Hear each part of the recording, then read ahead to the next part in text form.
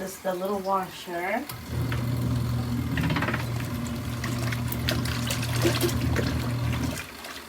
then it spins everywhere.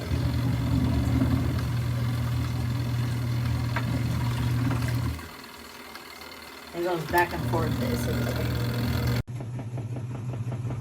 So I like it, but when you use the spin cycle, it really shakes and makes noise, and I have to put weighted heavy bags on top, because if I don't, it'll shake all over the place and go nuts. So this is, I guess, the best I can. I went to fill it, and it is cracked. All down the middle of it. That's how it was when I went to use it for the first time. That is how it was all the